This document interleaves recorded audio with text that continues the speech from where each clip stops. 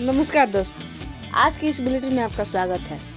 भारत एक बार फिर वैश्विक मंच पर केंद्र बिंदु बना हुआ है। यूएई के राष्ट्रपति की भारत यात्रा से लेकर पोलैंड के साथ कूटनीतिक तकरार तक और गणतंत्र दिवस के लिए यूरोपीय संघ की बड़ी तैयारी। आज हमारे पास अंतर्राष्ट्रीय गलियारों से कई बड़ी खबरें हैं। चलिए विस्तार से जानते हैं कि आज भारत के लिए दुनिया में क्या कुछ बदला हुआ है। भारत यूएई रणनीतिक साझेदारी। आज की सबसे बड़ी खबर नई दिल्ली से है। संयुक्त अरब अमीरात के राष्ट्रपति शेख मोहम्मद बिन जायद अल नाहयान अपनी 2 दिवसीय आधिकारिक यात्रा पूरी कर रहे हैं। प्रधानमंत्री मोदी ने प्रोटोकॉल तोड़कर एयरपोर्ट पर उनका स्वागत किया, जो दोनों देशों के गहरे रिश्ते को दर्शाता है।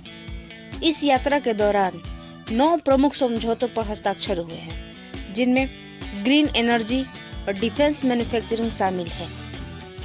सबसे महत्वपूर्ण बात यह है कि यूएई ने 2026 में भारत की ब्रिक्स अध्यक्षता को अपना पूर्ण समर्थन देने का वादा किया है। यह पश्चिम एशिया में भारत की पकड़ को और मजबूत करता है। भारत और पोलैंड के बीच तल्खी। कूटनीति हमेशा मीठी नहीं होती। आज नई दिल्ली में विदेश मंत्री एस जयशंकर और पोलैंड के उप प्रधानमंत्री राडोस्लाव सिकोर्स्की के बीच तीखी बहस देखने को मिली। जयशंकर ने पोलैंड को स्पष्ट शब्दों में चेतावनी दी कि पाकिस्तान के साथ उनके बढ़ते सैन्य और व्यापारिक रिश्ते भारत की सुरक्षा चिंताओं को नजरअंदाज नहीं कर सकते। उन्होंने यूरोपीय संघ के दोहरे मापदंडों पर भी प्रहार किया, जहां एक तरफ भारत के रूसी तेल खरीदने पर सवाल उठाए जाते हैं, तो दूसरी तरफ यूरोप खुद अपनी ऊर्जा जरूरतों के लिए चयनात्मक नीतियां अपनाता है। गणतंत्र दिवस और यूरोपीय संघ। अब बात करते हैं एक बड़े कूटनीतिक मेहमान की। यूरोपीय आयोग की अध्यक्षता उर्सुला वॉन डेर लेयन अगले सप्ताह भारत आ रहे हैं। वे 26 जनवरी 2026 को भारत की गणतंत्र दिवस परेड में मुख्य अतिथि होंगे। यह यात्रा इसीलिए खास है क्योंकि इसके तुरंत बाद 16वां भारत ईयू शिखर सम्मेलन होने वाला है। वाणिज्य मंत्री पीयूष गोयल के मुताबिक भारत और यूरोपीय संघ के बीच फ्री ट्रेड एग्रीमेंट यानी FTA अंतिम चरण में है। अगर यह सफल होता है तो यह भारतीय निर्यातकों के लिए दरवाजे पूरी तरह खोल देगा। रक्षा निर्यात में पिनाका का दम। मेक इन इंडिया के तहत भारत अब दुनिया का रक्षा हब बन रहा है।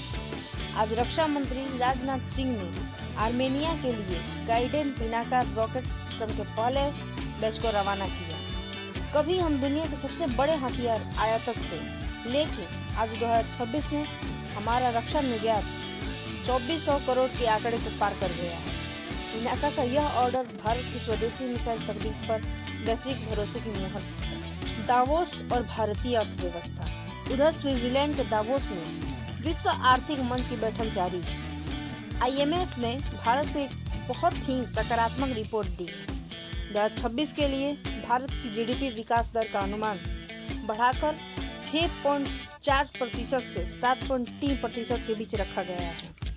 आंध्र प्रदेश के मुख्यमंत्री चंद्रबाबू नायडू और झारखंड के CM हेमंत सोरेन अंतर्राष्ट्रीय निवेशकों को भारत में निवेश के लिए लुभा रहे हैं। भारत आज ग्लोबल सप्लाई का चेन सबसे मजबूत विकल्प बनकर उभरा है।